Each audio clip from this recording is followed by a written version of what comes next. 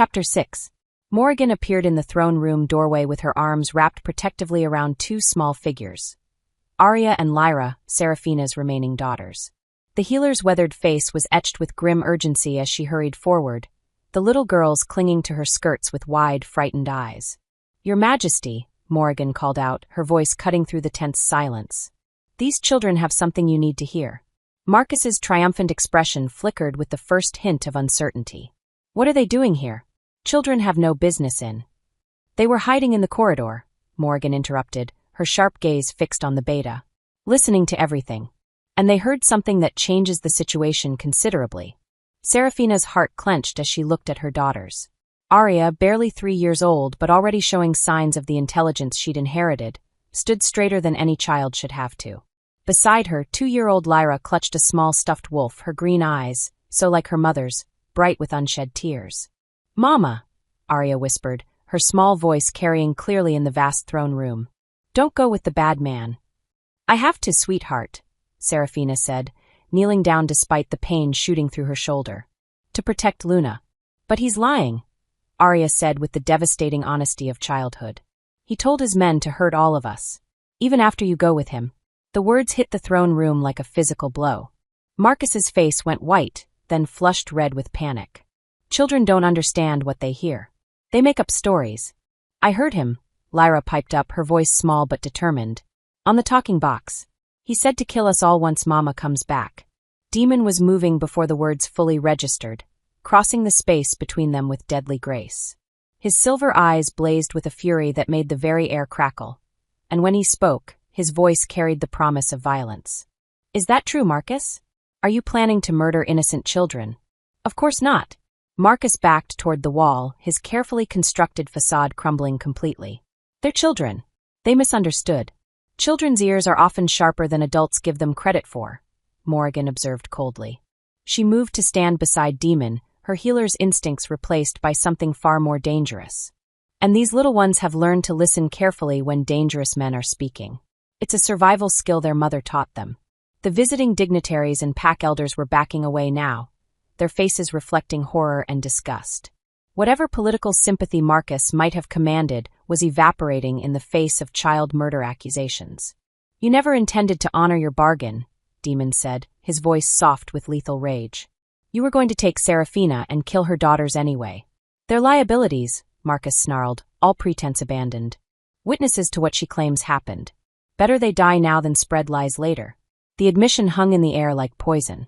Even his own legal counsel took a step back, clearly unwilling to be associated with child murder. The pack elders who had come to support traditional values looked sick, their faith in Marcus's righteousness shattered. But Marcus wasn't finished. His hand moved to his belt, pulling out a silver blade that gleamed with unnatural light. Enhancement runes were carved along its length, illegal modifications that would make even a minor cut potentially fatal. "It doesn't matter now," he said, his pale eyes wild with desperation. "I'll take what's mine and deal with the consequences later." He lunged toward Seraphina, the enhanced blade aimed at her heart. But Demon was faster, intercepting the attack with his bare hands. The silver burned his palms, but he didn't flinch as he twisted the weapon away from Marcus and sent it clattering across the marble floor. "Guards!" Demon roared, but Marcus had already activated another device on his belt. Smoke bombs detonated throughout the throne room, filling the air with thick, choking clouds that made it impossible to see more than a few feet in any direction. Shouts of alarm echoed off the stone walls as people stumbled blindly, trying to find their way through the chaos. "Seraphina!" Demon's voice cut through the confusion, but she couldn't see him through the smoke. Then Marcus's arm was around her throat, dragging her backward toward what she hoped was a wall, but could be anything in the disorienting haze. The silver collar around her neck burned where his enhanced strength gripped it, and she could smell the acrid scent of chemical enhancement on his skin. "Come quietly," he hissed in her ear, "or I'll kill everyone in this room, starting with your precious daughters." She went limp in his arms, allowing him to drag her through what must have been a hidden passage behind one of the tapestries. The throne room had been built with multiple escape routes for the royal family, but Marcus had clearly studied the castle's layout well enough to use them for his own purposes. The passage was narrow and dark, carved from the living rock of the mountain. Marcus pulled her along ruthlessly, his enhanced grip leaving bruises on her arms as they navigated the winding route. Behind them, she could hear the sounds of pursuit beginning. Demon's voice shouting orders, the clatter of armored boots on stone. But Marcus had planned well. The passage split in multiple directions, creating a maze that could confuse pursuers for precious minutes. And minutes were all he needed to reach whatever extraction point he'd arranged. They emerged into the castle's lower courtyard, where a group of armed men waited with horses. Marcus's personal guard, all of them bearing the telltale signs of chemical enhancement. Enlarged muscle mass, eyes that reflected light like an animal's, and the faint acrid scent that marked forbidden drug use. "Is the child secure?" Marcus demanded as he hauled Seraphina toward the horses. "Safe and waiting, my lord," the lead guard replied. "Just as you ordered." More lies, Seraphina realized with sick certainty. Luna was probably already dead, her tiny body disposed of to eliminate evidence. The knowledge should have broken her, but instead it filled her with a rage that burned brighter than silver fire.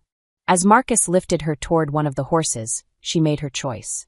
Seraphina drove her elbow backward with all her strength, connecting with Marcus's ribs hard enough to crack bone. His grip loosened for just an instant, and she twisted away, putting distance between them as she screamed at the top of her lungs. "Demon! The lower courtyard! They have Luna in the—" Marcus's backhanded blow sent her sprawling across the cobblestones, her injured shoulder screaming in protest. Blood filled her mouth from her split lip, but she kept screaming until one of the enhanced guards clamped a hand over her face. It was enough. She could hear the commotion from inside the castle changing direction, guards racing toward their location. Marcus cursed viciously as he realized his careful escape plan was collapsing. "Change of plans," he snarled to his men. "We make our stand here. My lord, the king's guards are about to learn what enhanced wolves can do in close combat," Marcus finished with a savage grin. "We kill them all, take the woman, and disappear into the mountains. The child dies either way." The castle doors burst open, and Demon appeared with a dozen of his personal guard. But he stopped cold when he saw the odds: Marcus and 6 enhanced fighters against normal wolves, even well-trained ones. Chemical enhancement was illegal precisely because it made users nearly unstoppable in combat. "Let her go, Marcus," Demon called out, his voice carrying absolute authority despite the tactical disadvantage. "This ends here." "You're right," Marcus replied with a cold smile. "It does end here. With your death, and my reclaiming what belongs to me." He began to shift, his form blurring and expanding as his wolf took over.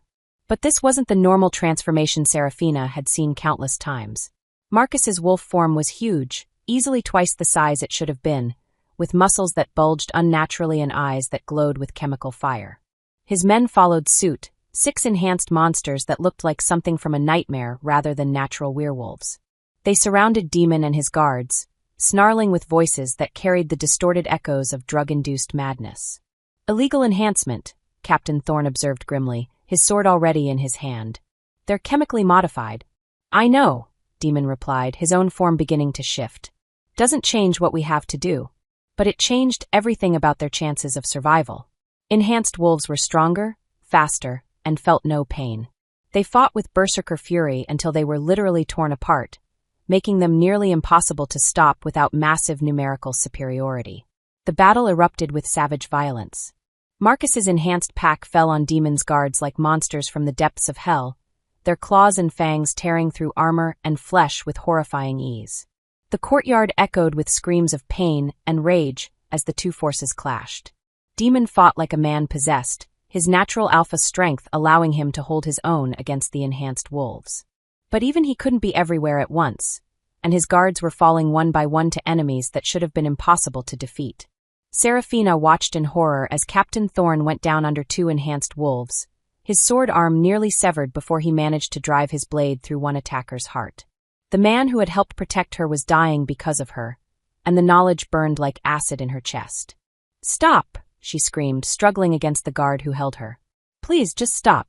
But the battle raged on, impossible odds made worse by chemical enhancement and desperate fury. Demon was bleeding from a dozen wounds, his movements slowing as exhaustion and injury took their toll. Around him, his remaining guards fought with the courage of men who knew they were likely to die, but courage alone couldn't overcome the enhanced monsters they faced. Marcus, in his chemically twisted wolf form, stalked toward Demon with predatory satisfaction. His pack was winning, and he could afford to savor the moment when he would tear out his rival's throat and claim final victory. "You should have minded your own business, Your Majesty," Marcus snarled, his voice distorted by enhancement and transformation. "Should have let me keep my property and focused on ruling instead of rutting." Demon's silver wolf form was magnificent, even covered in blood and exhaustion. He stood protectively over Captain Thorne's fallen body, his eyes blazing with defiant fury despite the hopeless odds. "Property?" Demon's voice carried clearly despite his wolf form. "You mean the woman you bought like livestock? The children you planned to murder?" "Mine by right of purchase and conquest," Marcus replied with vicious satisfaction. "Just like I'll own her body when I'm finished killing you." The threat broke something in Demon's restraint. He launched himself at Marcus with desperate fury, but the enhanced beta was ready for him. Claws raked across Demon's ribs, opening wounds that bled freely onto the cobblestones. It was over. Seraphina could see it in the way Demon's movements were slowing, in the triumphant gleam in Marcus's chemical-bright eyes. The man she loved was going to die trying to protect her, and she was helpless to prevent it. "Unless I invoke the right of challenge," she screamed suddenly, her voice cutting through the sounds of battle. Both wolves froze mid-attack, their supernatural hearing picking up her words clearly. Around the courtyard, the fighting slowed as ancient instincts responded to the formal declaration. The right of challenge was one of the oldest laws in werewolf society. The right of any wolf to demand single combat to resolve disputes that threaten pack stability. It superseded all other considerations, binding even enhanced monsters to its ancient rules. The right of challenge for what? Marcus demanded, though he didn't resume his attack on Demon. "For my freedom," Seraphina said, struggling to her feet despite her injuries. "For the truth about what you are and what you've done. Single combat, winner takes all, my life, my children's lives, everything." It was a desperate gamble, but it was the only way to stop the slaughter happening around her. The right of challenge had to be honored, even by someone as corrupt as Marcus. "You can't invoke the right," Marcus snarled. "You're not a warrior." "But I can," Demon interrupted, his silver eyes blazing with sudden understanding. "As her king, I can stand as champion in single combat to determine her fate." The ancient law was clear. Any wolf could demand a champion to fight in their place, and no one could refuse the formal challenge. It would be Demon against Marcus, one-on-one, with everything hanging on the outcome. "Accepted," Marcus said with a savage grin. "But I choose the terms. To the death in wolf form, with no weapons except what nature provided." Enhanced as he was, Marcus was confident of victory. In single combat, his chemical advantages would be overwhelming against even an alpha as strong as Demon. And once he won, he would have legal right to claim everything, Seraphina, her children, even Demon's kingdom if he chose to press the point. "Agreed," Demon said without hesitation. The remaining fighters pulled back, forming a loose circle around the two alphas. Ancient law demanded that all witness the challenge, that no one interfere with its outcome.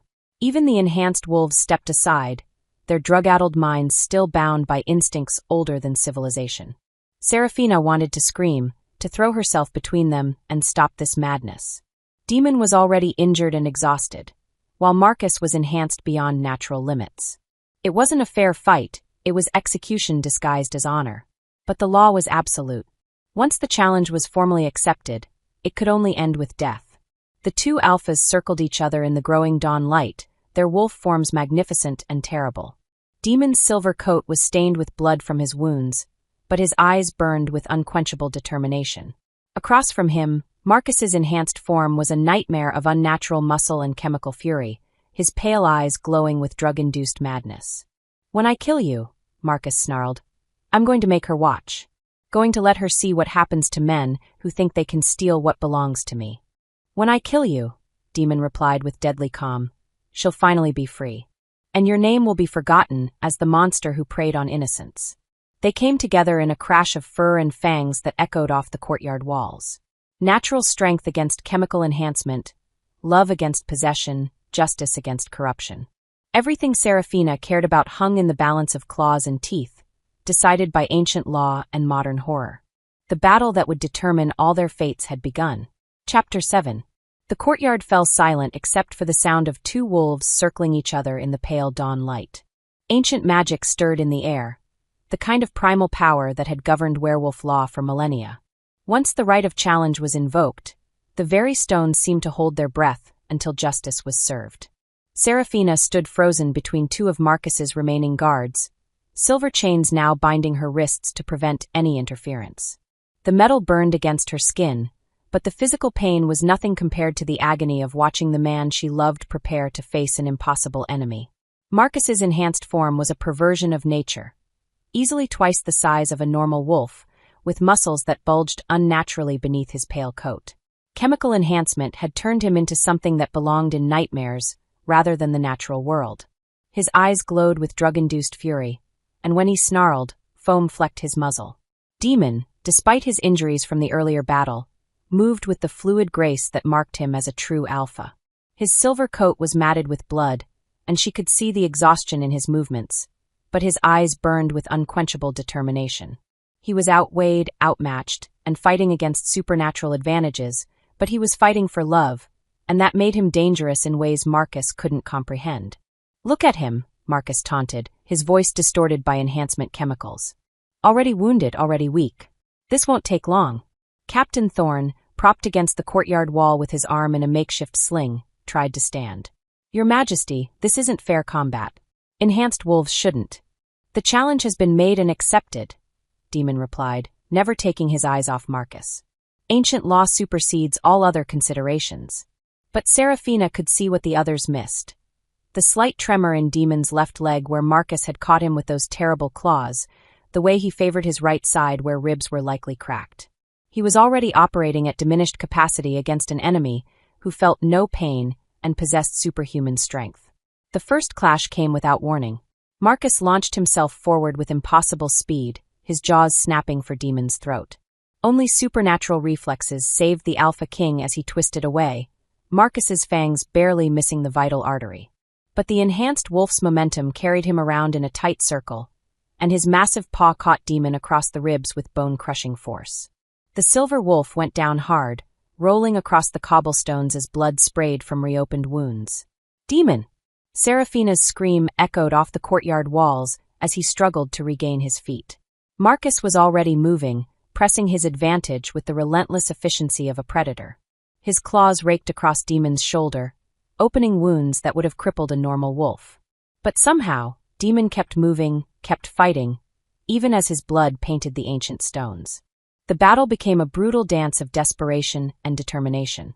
Demon used every advantage his natural agility could provide, ducking under Marcus's powerful swipes, using the enhanced wolf's massive size against him, striking at joints and pressure points that might slow his chemically altered opponent. But it wasn't enough. For every minor wound Demon managed to inflict, Marcus dealt back damage that should have been fatal. The enhancement drugs made him nearly invincible, able to ignore injuries that would drop a normal wolf.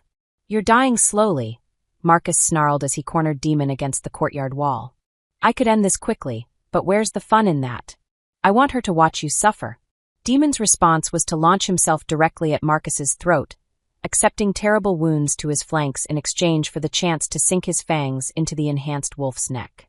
For a moment, hope flared in Serafina's chest. If he could just hold on, if the silver in his bite could counteract the chemicals. But Marcus's enhanced strength allowed him to tear free with a sound like ripping canvas. Blood poured from his throat, but the drugs in his system began healing the wound almost immediately. Within seconds, the gaping tear had closed to angry red marks. "Is that all you have?" Marcus laughed, the sound coming out as a harsh bark. "Pathetic. No wonder she needs a real male to satisfy her." The words were designed to provoke rage, to make Demon fight recklessly. And they worked. The silver wolf threw himself forward with desperate fury, abandoning strategy for pure aggression. It was exactly what Marcus had been waiting for. The enhanced wolf caught Demon mid-leap, his massive jaws closing around the Alpha King's ribs with crushing force. The sound of breaking bones echoed across the courtyard as Marcus lifted Demon off the ground and shook him like a rag doll. "No!" Serafina fought against her chains with desperate strength, the silver burning through to bone as she tried to reach him. "Stop! Please, you're killing him." Marcus released his grip, letting Demon crash to the cobblestones in a spreading pool of blood. The silver wolf tried to rise but collapsed again, his breathing labored and painful. "That's the point," Marcus replied with vicious satisfaction. "He's dying, just like everyone who tries to take what belongs to me." He padded over to where Demon lay broken and bleeding, preparing to deliver the killing blow. His jaws opened wide, revealing fangs that gleamed with chemical enhancement and old blood.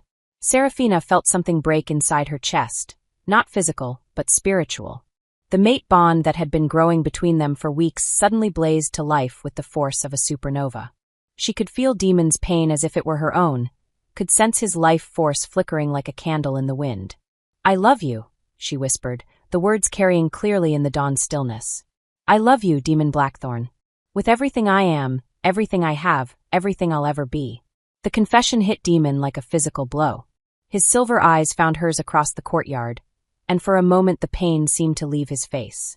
The mate bond between them pulsed with recognition, with acceptance, with a love that transcended law and circumstance and impossibility. "I love you too," he managed to whisper back, blood frothing on his lips. Marcus's jaws descended toward Demon's exposed throat, but something had changed.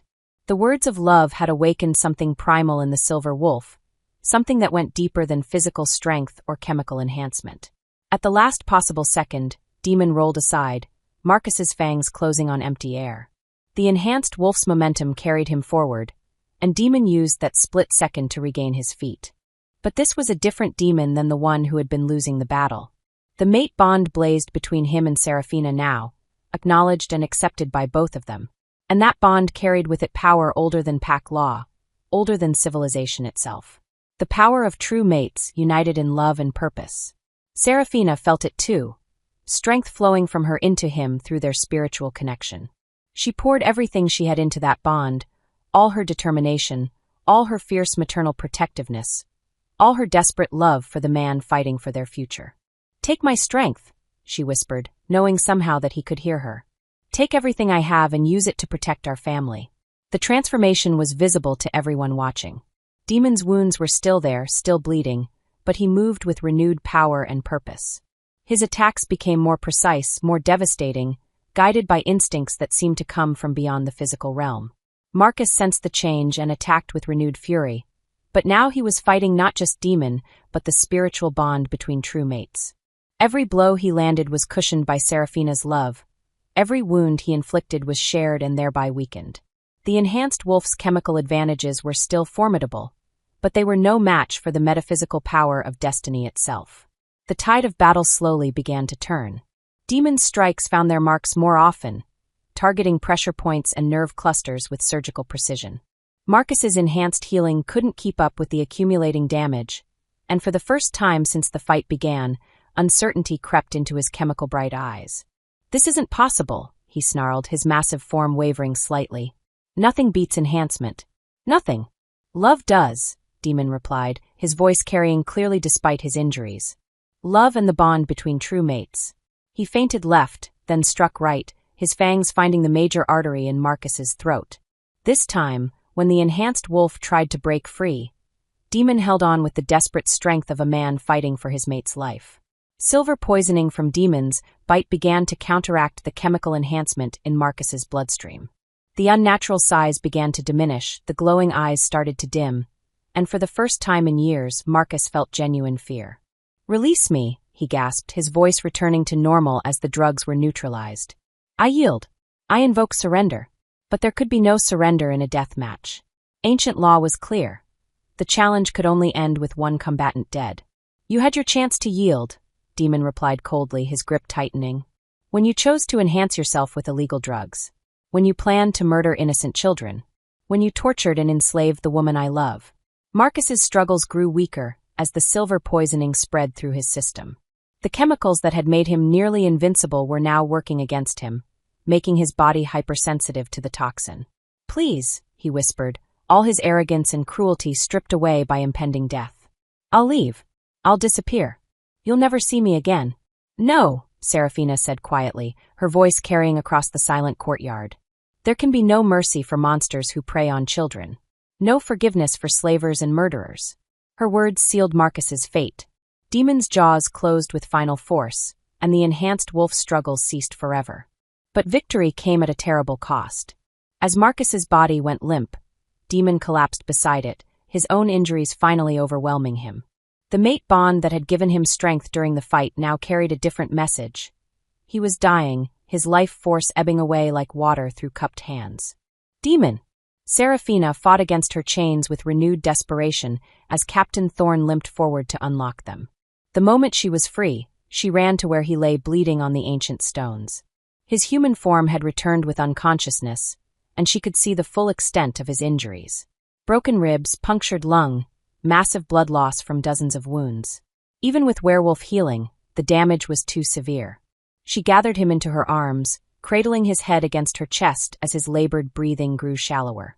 "Don't you dare leave me," she whispered fiercely. "Not now. Not after everything we've been through." His silver eyes opened with tremendous effort, focusing on her face with the last of his strength. "Serafina," he whispered. Are the children?" "We're safe," she assured him, tears streaming down her cheeks. "All of us, thanks to you. But I need you to stay. I need you to fight." "Can't," he managed to say. "Too much damage. But at least you're free now." The mate bond between them pulsed with his fading life force, and Serafina felt a desperate idea take shape. If the bond could share strength during battle, perhaps it could share life itself. She looked up at the lightening sky, addressing the moon goddess who watched over all werewolves. "Take me instead," she pleaded aloud. "He's a king, a leader, someone the world needs. I'm nobody special. Take my life and let him live." The ancient magic stirred again, responding to a prayer offered with perfect selflessness. The mate bond between them blazed brighter than the rising sun, and Serafina felt her life force beginning to flow into Demon's failing body. But the moon goddess had different plans. Instead of accepting the trade, the divine power completed what Serafina and Demon had begun. The true mate bond, forged in love and sealed with sacrifice. The spiritual connection between them became something greater than the sum of its parts, a fusion of souls that transcended death itself. Power flowed both ways through the completed bond. Serafina's determination and fierce love merged with Demon's strength and protective instincts, creating something that was neither purely his nor purely hers, but entirely theirs. The wounds on his body began to close, not through werewolf healing, but through the power of their completed mate bond. Broken bones knitted together, torn flesh regrew, and the life force that had been fading grew strong again. When Demon's eyes opened fully, they held a silver fire that hadn't been there before. The reflection of their joined souls, their completed destiny. "Serafina," he breathed, sitting up to gather her into his arms. "I'm here," she whispered back, feeling the echo of his heartbeat in her own chest. "We're here. Together." The mate bond hummed between them, perfect and complete at last. No law could separate them now, no contract could bind her to another. They were mated in the truest sense, blessed by the moon goddess herself, and sealed with the ultimate sacrifice, the willingness to die for each other. Around them, the surviving pack members began to kneel in recognition of what they had witnessed. Not just a victory in single combat, but the formation of a true mate bond, something that happened perhaps once in a generation. Captain Thorn, despite his injuries, managed a respectful bow. Your Majesty," he said, addressing them both with the title that Serafina now rightfully bore as the Alpha King's true mate. In the distance, church bells began to ring, announcing the dawn and the end of the longest night of their lives. Marcus Ravenclaw was dead, his schemes ended forever. Serafina and her daughters were free, protected not just by royal decree, but by the sacred bond between true mates. And in a tower room high above, 3 little girls were waking up to discover that their mother had found not just freedom, but a father who would love and protect them with his life. The battle was over. Love had won. Chapter 8. 3 months later. The great hall of Castle Blackthorn had been transformed into something from a fairy tale. Thousands of white roses cascaded from the vaulted ceiling, their petals scattered across marble floors that gleamed like moonlight. Tall candles flickered in silver holders, casting dancing shadows on tapestries that told stories of legendary loves and triumphant battles. Tonight, they would add a new legend to the collection. Serafina stood before the full-length mirror in the Queen's chambers, hardly recognizing the woman staring back at her. Gone was the broken, frightened girl who had once been paraded as Marcus's trophy. In her place stood a queen, radiant in ivory silk that flowed like liquid moonlight, her auburn hair crowned with a circlet of silver and diamonds that caught the light like captured stars. But it was her eyes that showed the greatest transformation. Where once there had been pain and resignation, now there was joy so bright it seemed to illuminate the room itself. The mate bond with Demon had done more than heal her body. It had restored her soul. "Mama, you look like a princess." Arya exclaimed from where she sat on the bed, carefully arranging flower petals in her basket. At 3.5, she took her role as eldest flower girl very seriously, her dark hair gleaming with the same silver circlet that marked her as the future princess she would become. A fairy princess, Lyra added solemnly, her green eyes wide with wonder. The 2-year-old wore a dress of palest pink silk that made her look like a rosebud, and she clutched her flower basket with fierce determination. But it was Luna who made Serafina's heart swell with overwhelming love. The youngest, now 4 months old and thriving under the castle's care, lay contentedly in her ornate bassinet, gurgling happily at the sparkly decorations above her head. She would be carried during the ceremony, a symbol of the family they were cementing with tonight's vows. "The Luna Queen looks radiant," Morrigan observed with satisfaction as she made final adjustments to the wedding gown. The elderly healer had become something of a surrogate grandmother to the girls, and her weathered face glowed with pride. "Though I suspect there's more than just happiness causing that glow." Serafina's hand moved instinctively to her still flat stomach, where the first flutter of new life had begun to stir. She'd suspected for weeks, but had only confirmed it with Morrigan yesterday.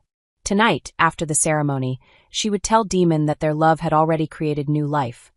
A son or daughter who would be born of true love rather than obligation. "Is it that obvious?" she asked softly. "To a healer who's been delivering babies for 60 years? "Very much so." Morrigan's smile was gentle. "The king will be over the moon when you tell him." Before Serafina could respond, a knock came at the chamber door. Captain Thorne entered, his arm fully healed now and his formal dress uniform gleaming with ceremonial decorations. "Your Majesty," he said with a respectful bow. "His Majesty sends his regards and wishes you to know that the ceremony will begin at your pleasure. The guests are assembled and eager to witness history." History indeed. In the 3 months since Marcus's death and their mate bond completion, the supernatural world had watched in fascination as the Alpha King courted his chosen queen. Not through political maneuvering or arranged treaties, but with the kind of devoted romance that belonged in storybooks. Demon had spent every day proving his love, not just with grand gestures, but with the small things that mattered more. Reading bedtime stories to her daughters, holding her during the nightmares that still sometimes came, working by her side to establish new laws that would protect vulnerable women throughout their territories. Together, they had revolutionized werewolf society. The old property laws that had allowed Marcus to buy her like livestock were struck down. New protections were put in place for orphaned females and their children. A network of safe houses was established for women fleeing abusive situations, all funded by the royal treasury and overseen by Serafina herself. She had proven herself to be more than just a beautiful queen. She was a leader, an advocate for the voiceless, and a force for positive change that even the most traditional pack elders couldn't ignore. "Tell His Majesty that his bride is ready," Serafina said, lifting Luna from her bassinet while Arya and Lyra gathered their flower baskets. The walk to the Great Hall felt both eternal and instantaneous. Pack members lined the corridors, bowing respectfully as their future queen passed. Many of these same people had once looked at her with pity or disdain, seeing only Marcus's disgraced mate. Now they saw something else entirely, a woman who had survived hell and emerged stronger, a queen who would fight for all of them. The Great Hall fell silent as the massive doors opened. Hundreds of guests rose to their feet. Pack leaders from across the continent, visiting dignitaries from allied supernatural communities, and members of their own pack who had come to witness their king's happiness. But Serafina saw only one person. Demon stood at the altar in formal black and silver, the Alpha King's crown catching the candlelight like a beacon. His silver eyes found hers across the vast space, and the mate bond between them hummed with such joy that she felt tears threaten to spill. He was magnificent, her king. But more than that, he was hers. The man who had risked everything to save her, who had fought a monster to win her freedom, who had shown her daughters what a real father should be.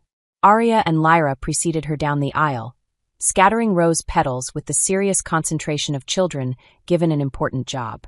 The guests smiled and whispered at their sweetness, but Serafina barely heard them. All her attention was focused on the man waiting for her at the altar.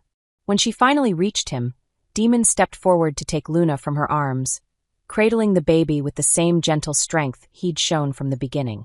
The image of him holding her daughter while waiting to make his vows brought fresh tears to her eyes. "You're beautiful," he whispered, his voice meant for her alone. "So are you," she replied, meaning every word. "Elder Ravenswood," the pack's most senior spiritual leader, stepped forward to begin the ceremony. His voice carried clearly through the hall as he spoke the ancient words that had bound werewolf mates for millennia. We gather under the blessing of the moon goddess to witness the joining of two souls, two hearts, two destinies. Alpha King Demon Blackthorn and Seraphina, daughter of the Mountain Ridge Pack, come before us not as strangers bound by political necessity, but as true mates chosen by fate itself. The formal words continued, but Seraphina found herself lost in Demon's eyes. The mate bond between them pulsed with perfect harmony, two hearts beating as one, two souls that had found their completion in each other. When it came time for vows, Demon spoke first, his voice strong and clear. Seraphina, you came into my life like dawn breaking through the longest night. You taught me that true strength isn't about power or dominance. It's about love, about sacrifice, about standing up for those who cannot stand for themselves. You've made me not just a better king, but a better man. I vow to love you through every sunrise and sunset of our lives, to protect our children with my life, and to build a world worthy of the family we're creating together. Seraphina's voice shook with emotion as she replied, Demon, you saved me in every way a person can be saved. You showed me that love isn't about ownership or control. It's about freedom, about choice, about two people choosing each other every single day. You've given my daughters a father, me a partner, and all of us a future bright with possibility. I vow to stand by your side through whatever comes, to love you with everything I am, and to help you build a kingdom where love conquers all. Elder Ravenswood smiled as he prepared to speak the final binding words. By the power vested in me by the moon goddess herself, and witnessed by this pack and these gathered allies, I pronounce you mated for life. What the goddess has joined, let no one separate. You may kiss your mate, he added with a twinkle in his ancient eyes. The kiss was everything their first stolen kiss had promised, passionate, tender, and filled with the promise of forever. Around them, the great hall erupted in cheers and applause, but they were lost in each other, in the completion of a journey that had begun with blood in the snow and ended with love triumphant. When they finally broke apart, Demon surprised everyone by sinking to one knee in front of Arya and Lyra. Arya, Lyra, he said solemnly, your mother has made me the happiest man in the world by agreeing to be my mate. But I want to ask you both, will you let me be your father? Will you let me love you and protect you and teach you to be the amazing women I know you'll grow up to be? Both little girls nodded enthusiastically, throwing their arms around his neck in a display of affection that brought tears to half the guests' eyes. It was a moment that would be remembered for generations. The Alpha King formally adopting his mate's children not out of obligation, but out of love. As they rose together as a family, Seraphina caught Demon's eye and smiled. Tonight, after the celebration, she would tell him about the new life growing within her. But for now, it was enough to stand beside the man she loved, surrounded by their children and their pack, finally free to love openly and completely. The celebration that followed was legendary. Music filled the great hall as couples danced under the glittering chandeliers. The finest food and wine were served at tables groaning under the weight of the feast. Toasts were made to the royal couple's happiness, to the pack's prosperity, and to the bright future that lay ahead. But the most touching moment came when several women approached Seraphina during the festivities. They were women she had helped through the support network she'd established, former abuse victims who had found safety, healing, and new purpose under her guidance. Your Majesty, one of them said softly, we wanted to thank you, not just for the laws you've changed, but for showing us that our past doesn't define our future. You've proven that a woman can survive anything and still find happiness. You've given us hope, another added. Hope that we can be more than what was done to us. Seraphina felt tears prick her eyes as she looked at these brave women who had found the strength to rebuild their lives. You gave yourselves hope, she replied gently. I just provided a safe place for it to grow. As the evening wound down and guests began to depart, Demon found Seraphina on the castle's highest balcony, looking out over the moonlit landscape. She stood with Luna in her arms while Arya and Lyra played nearby with some of the packed children, their laughter echoing in the night air. Having second thoughts? He asked teasingly as he wrapped his arms around her from behind. Never, she replied, leaning back against his solid warmth. Though I do have something to tell you. Oh! She turned in his arms, Luna gurgling contentedly between them. In about 7 months, these 3 girls are going to have a little brother or sister. For a moment, Demon was completely still. Then his face lit up with a joy so profound it took her breath away. Are you sure? He whispered. Morrigan confirmed it yesterday. I wanted tonight to be perfect before I told you." His kiss was gentle this time, full of wonder and promise. When he pulled back, his silver eyes were bright with unshed tears of happiness. "A baby," he said softly. "Our baby." "A child conceived in love," Serafina agreed. "Free from the very beginning." Around them, the night air carried the sounds of their pack settling into peaceful slumber. Their kingdom was at peace, their family was complete and growing, and their love had overcome every obstacle fate had placed in their path. "I love you, my queen," Demon whispered against her hair. "I love you too, my king," she replied. "For always and forever." Above them, the full moon blessed their union with silver light, and in the distance, wolves howled their joy to the stars. It was a sound of celebration, of acceptance, and of hope for the future. The girl who had once been chained and broken was now a queen, surrounded by love and devoted to justice. The king who had once been lonely and duty-bound had found his heart's desire in a woman who challenged him to be better. Together, they had rewritten the rules of their world, proving that love was stronger than law, that hope could triumph over despair, and that sometimes the greatest fairy tales were the ones that began with the darkest nights. Their story would be told for generations, not as a cautionary tale of what could go wrong, but as a testament to what was possible when two people were brave enough to fight for love. And in the castle nursery, 3 little girls slept peacefully, protected by parents who would move heaven and earth to keep them safe, while deep in their mother's womb, a new life stirred, the continuation of a bloodline forged in love and destined for greatness.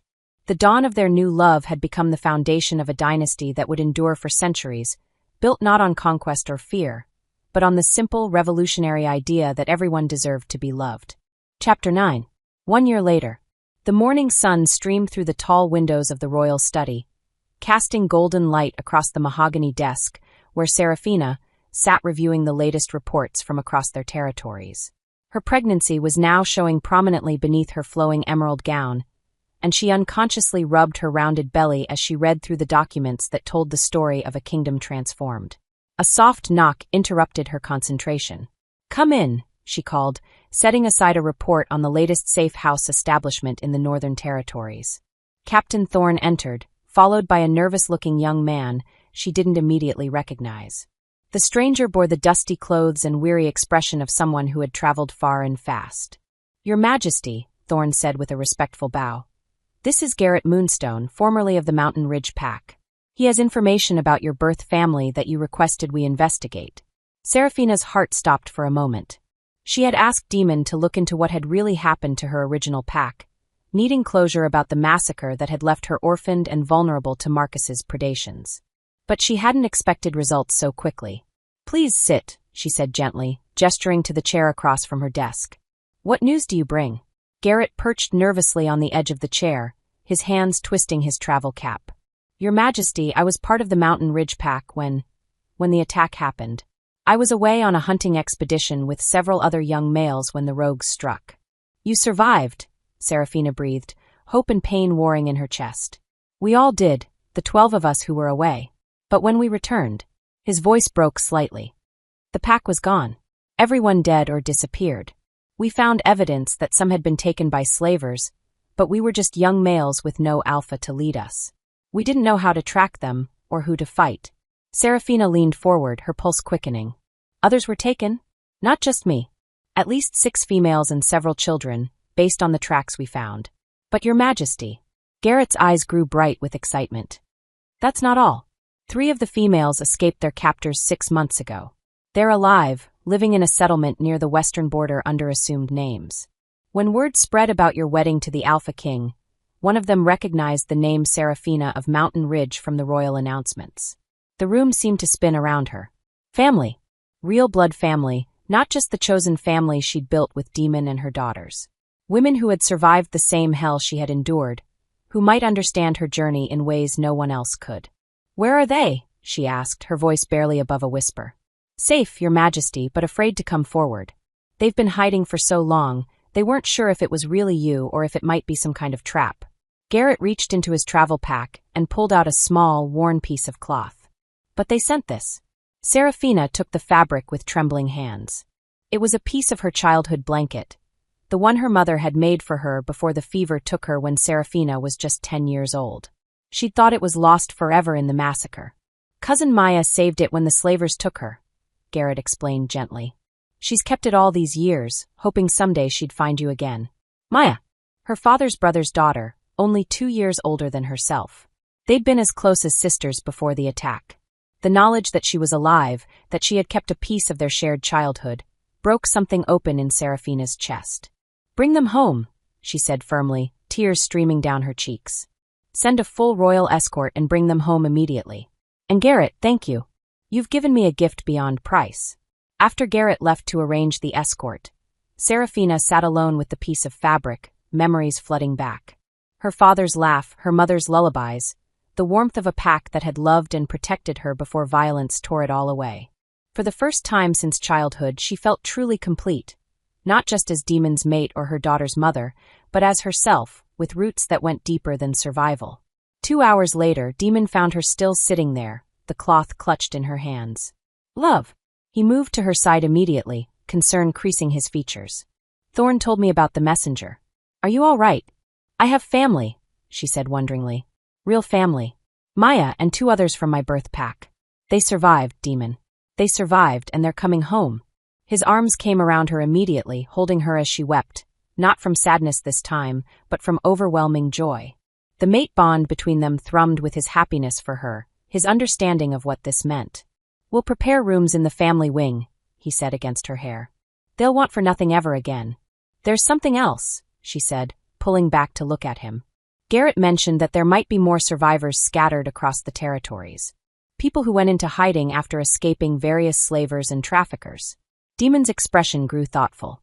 We could send out search parties, offer amnesty and protection to anyone from Mountain Ridge who wants to come forward. Yes, but more than that. Serafina's mind was already working, seeing possibilities for healing that extended far beyond her own family.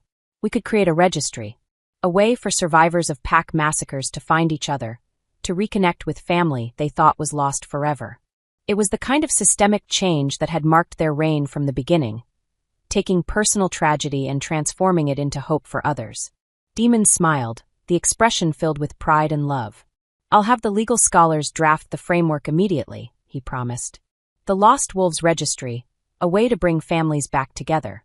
Their conversation was interrupted by the sound of small feet running down the corridor, followed by Morrigan's exasperated voice calling after them. Arya and Lyra burst through the study doors, their faces flushed with excitement and their hair decorated with twigs and leaves. Mama! Papa! Arya exclaimed, using the name she'd naturally adopted for Demon. We found something in the old tower. Something important, Lyra added, bouncing on her toes. Demon raised an eyebrow. Were you supposed to be in the old tower? The girls exchanged guilty looks. Morrigan was teaching us about healing herbs, Arya explained. And we saw something shiny in the window of the locked room. Morrigan appeared in the doorway, slightly out of breath and clearly frustrated. I'm sorry, Your Majesties. They slipped away while I was gathering supplies. Little escape artists, these two. What did you find? Serafina asked, curious despite herself. Arya reached into her small pocket and pulled out a tarnished silver locket. This was on the floor by the window. It has pictures inside. Serafina took the locket with growing amazement. It was old, clearly decades past, and when she opened it, her breath caught. Inside were 2 tiny portraits, a man and woman she didn't recognize, but their faces bore an unmistakable resemblance to Demon. These look like... She began. My parents, Demon finished, his voice filled with wonder. He took the locket, studying the portraits with intense concentration. But I've never seen this locket before. All their personal effects were supposed to have been destroyed in the fire that killed them. The old tower had been sealed for years, deemed unsafe after a partial collapse. But if the locket had been there all this time, there might be more, Serafina said gently. More belongings, more memories that survived. Demon's parents had died when he was barely 18, killed in what had been ruled an accidental fire. He'd become Alpha King far younger than anyone expected, with no family left to guide him. It was part of what had made him so lonely, so isolated, until Serafina came into his life. We should have the tower properly searched, he said quietly. If there are other things, I'll arrange it immediately, Captain Thorne said from the doorway, where he'd been waiting patiently for permission to enter. Your Majesty, there's also another matter that requires your attention. The investigation into Marcus Ravenclaw's associates has yielded results. Serafina felt Demon tense beside her. They'd been working for months to uncover the full scope of Marcus's criminal network. The slavers he'd worked with, the officials he'd bribed, the enhancement drug suppliers who'd made his final attack possible. "What have you found?" Demon asked. "We've identified and arrested the remaining members of his trafficking network. 17 people in total, including the slavers who originally took Your Majesty from the Mountain Ridge massacre site." Thorne's expression was grimly satisfied. "They'll face royal justice for their crimes." "And the enhancement drugs?" Serafina asked. The illegal chemicals that had made Marcus nearly unstoppable were still a threat if they remained in circulation. "The laboratory has been destroyed, and the chemist responsible has been arrested. We've also identified 3 other packs that were using similar enhancements." Thorne paused. "They've agreed to submit to blood testing and rehabilitation rather than face formal charges." It was another piece of the puzzle falling into place.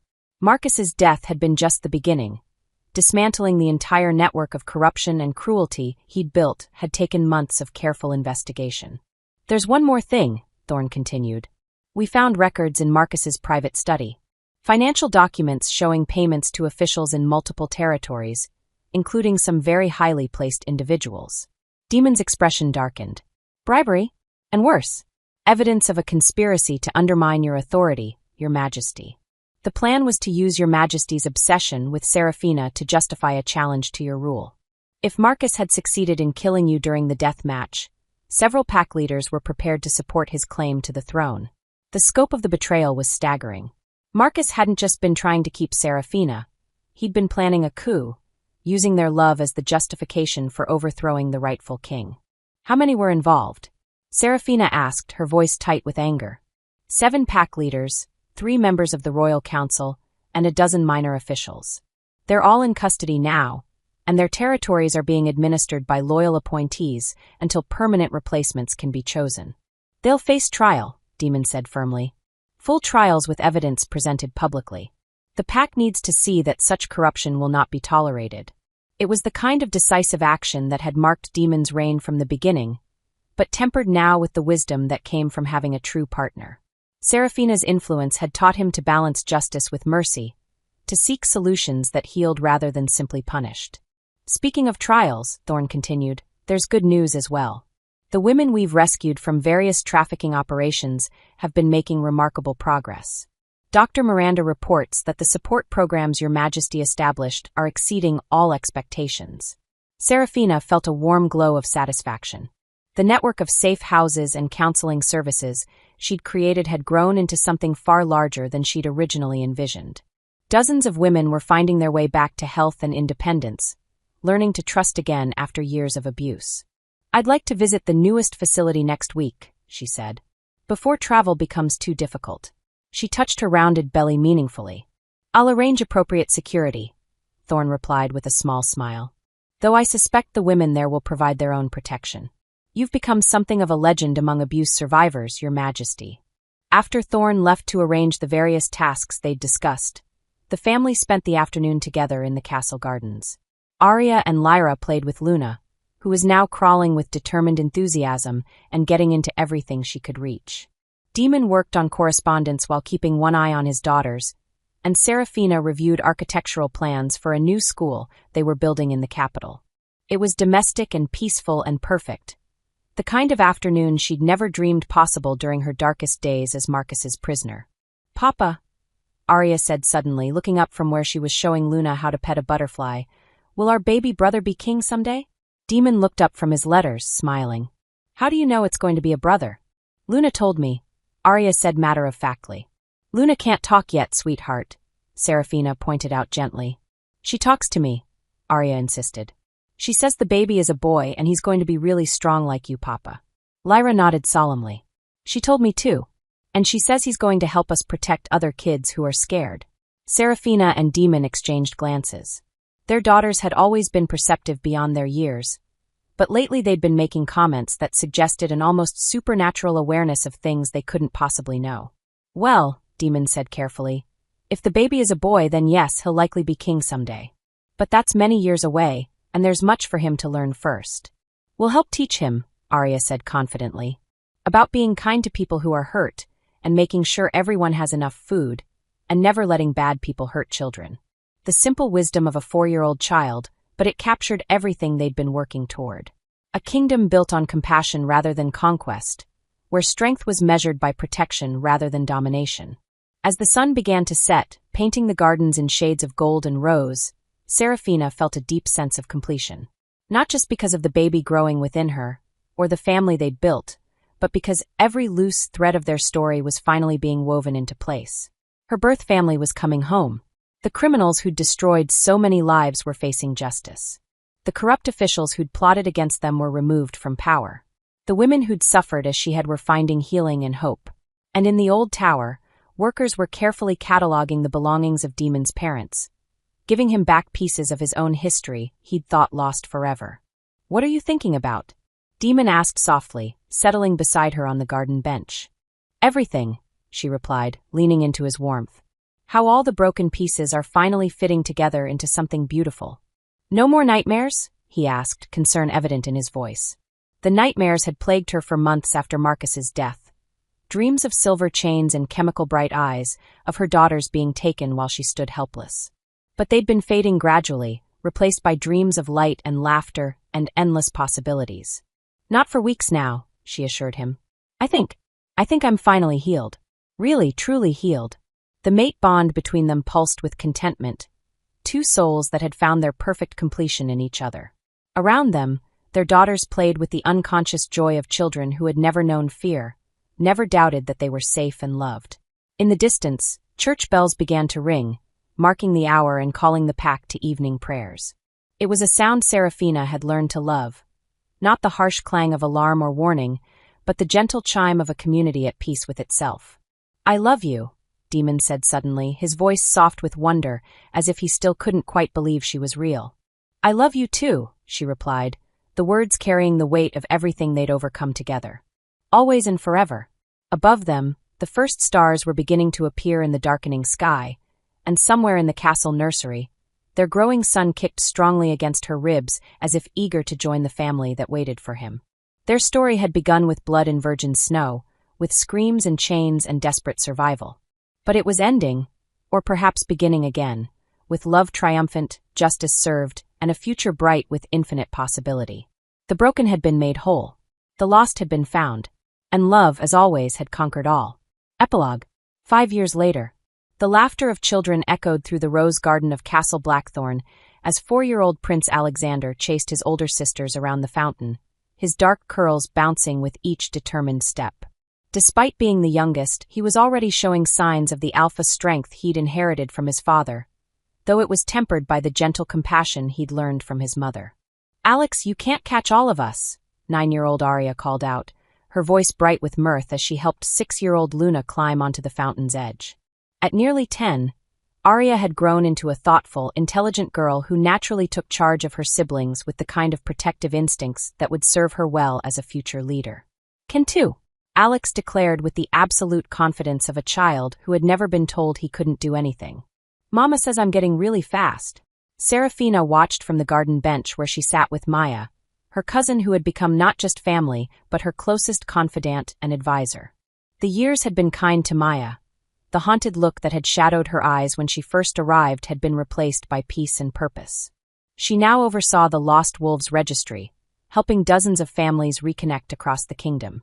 "He's going to be a handful when he gets older," Maya observed with fond amusement, watching Alex finally catch Luna in a gentle tackle that dissolved both children into giggles. "He already is," Serafina replied with a laugh, her hand resting on her rounded belly where their second son was due to arrive in just a few weeks. "But he has such a good heart. Yesterday I found him in the kitchens, sneaking extra food to the stable cats because he was worried they looked thin." The past 5 years had been a golden age for their kingdom. The reforms Serafina and Demon had implemented had transformed werewolf society throughout their territories. The network of safe houses had expanded into a comprehensive support system that included job training, counseling, and educational opportunities. The Lost Wolves Registry had reunited over 300 families scattered by various tragedies. Most importantly, a new generation was growing up with different values. Children who were taught that strength meant protecting others, not dominating them. That love was about choice and respect, not ownership and control. "Your Majesty," A gentle voice called from the garden entrance. Serafina turned to see Dr. Miranda approaching with her weekly report. The elderly woman had become the kingdom's minister of social welfare, overseeing all the programs they'd established to help vulnerable populations. Good afternoon, Dr. Miranda. How are our newest arrivals settling in? Wonderfully. The family we rescued from the Eastern Territories last week. The mother says it's the first time in years her children have slept through the night without nightmares. Dr. Miranda's weathered face glowed with satisfaction. She wanted me to give you this. She handed Serafina a small, carefully folded piece of paper. When opened, it revealed a child's drawing of a castle with a woman wearing a crown, surrounded by hearts and flowers. At the bottom, in careful block letters, was written, "Thank you, Queen Serafina, for saving us."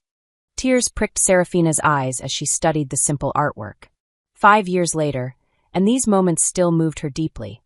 The knowledge that their work was making a real difference in people's lives. There's something else, Dr. Miranda continued, her voice taking on an excited tone. The university in the capital wants to establish a scholarship program in your honor. Full education for survivors of trafficking and abuse, with a focus on training future social workers and counselors. That's wonderful, Serafina breathed. Education is the key to breaking cycles of violence. The more people we can train to recognize and help abuse victims, the safer everyone becomes, Maya finished, nodding approvingly.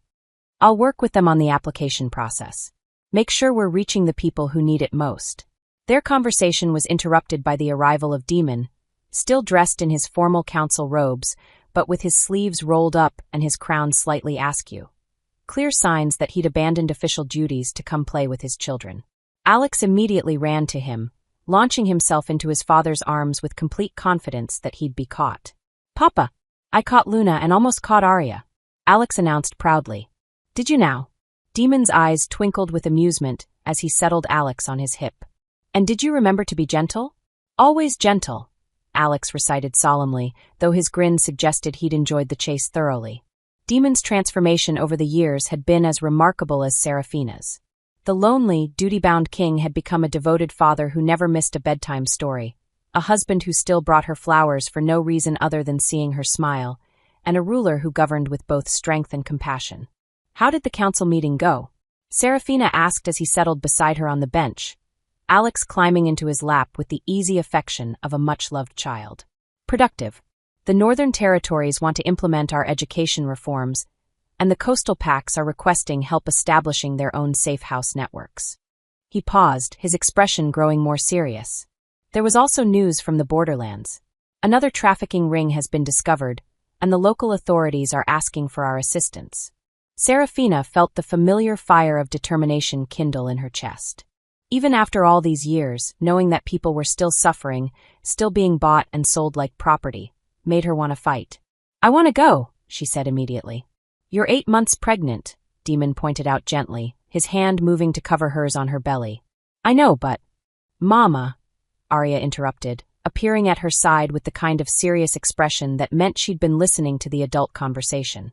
You can't go fight bad people when the baby might come, but we can help other ways. At 9 years old, Arya had developed an almost preternatural understanding of the work her parents did. She often helped Maya with the Lost Wolves registry, writing letters to separated families and organizing care packages for new arrivals. What do you suggest, sweetheart? Serafina asked, always willing to hear her eldest daughter's ideas. We send Captain Thorne and the special team with extra supplies and medicine. And maybe some of the ladies from the support groups who want to help? The ones who know what it's like. It was a remarkably mature suggestion. Several of the women they'd helped over the years had expressed interest in joining rescue operations, feeling that their personal experience could help newly freed victims trust and heal. That's an excellent idea, Demon said, pride clear in his voice. Captain Thorne has been training a specialized rescue unit specifically for these situations, and having survivors as part of the team could make all the difference. See, Mama? Arya beamed. You taught us that there's always more than one way to help people. Before Serafina could respond, 7-year-old Lyra came running over, her face flushed with excitement. Mama! Cousin Maya! The butterflies are back in the rose garden. The special ones. She tugged at Maya's sleeve. Come see. They're so pretty. Maya allowed herself to be pulled away to admire the butterflies, and Luna went with them, her 9-year-old dignity allowing her to enjoy such simple pleasures. But Arya remained beside the bench, her green eyes thoughtful as she watched her siblings. "Papa," she said quietly, "Alex is going to be special like Luna and me, isn't he?" Demon and Serafina exchanged glances. Over the years, it had become clear that their daughters possessed unusual gifts. Luna seemed to have an empathic connection with both people and animals that went beyond normal sensitivity. Arya showed signs of precognitive abilities, often knowing things before they happened. "What makes you think that, sweetheart?" Serafina asked gently. "I dream about him sometimes. About when he grows up." Arya's voice was matter-of-fact, as if prophetic dreams were perfectly normal. "He's going to help a lot of people. Not just by being king, but by understanding their hearts. Like you do, Mama, but even stronger." Alex looked up from where he'd been playing with the buttons on Demon's robe. "I'm gonna help people," he announced confidently. "Gonna make sure nobody's sad anymore." The simple declaration, spoken with such innocent determination, made Serafina's heart swell with love and pride. This was the legacy they were building. Not just laws and institutions, but children who grew up believing that their purpose was to help others, to make the world better than they found it. "And what about the new baby?" Demon asked Arya, his tone carefully casual. Arya's face lit up with a smile that seemed to glow from within. "He's going to be the bridge," she said mysteriously. "The one who brings everyone together. Wolves and others, all the supernatural people. He'll help them remember that we're all the same inside." It was a remarkably sophisticated concept for a 9-year-old to express, but then, their children had been exposed to complex ideas about justice and equality from birth. They were growing up in a world where difference was celebrated rather than feared.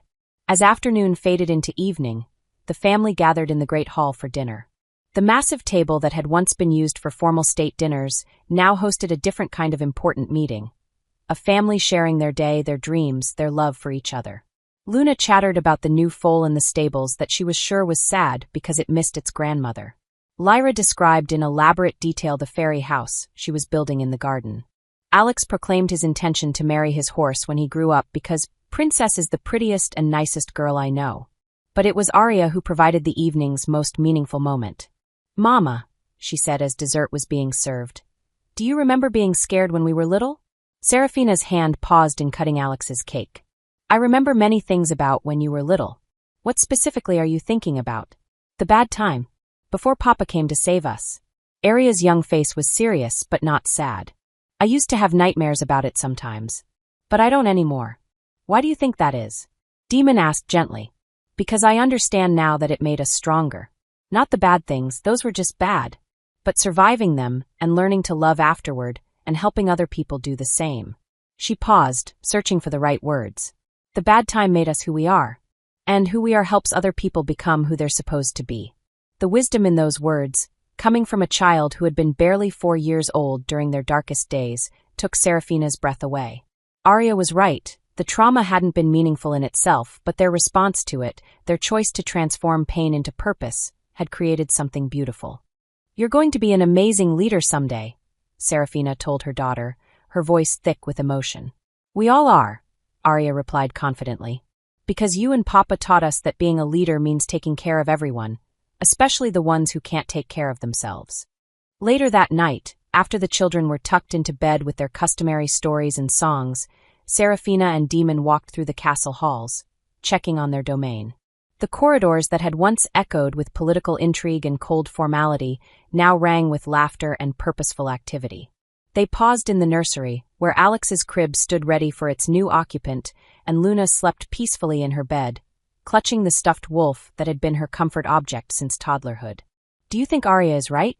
Serafina asked softly, her hand resting on her belly. "About the baby being special?" "I think all our children are special," Demon replied, wrapping his arms around her from behind. "But whether they have supernatural gifts or not, they're growing up with something more valuable. The knowledge that they're loved unconditionally, and the understanding that their purpose is to love others the same way." Serafina leaned back against his solid warmth, feeling the gentle movement of their unborn son responding to his father's voice. In a few weeks, their family would grow again, another child born not from obligation or political necessity, but from pure love. "I never imagined this," she murmured.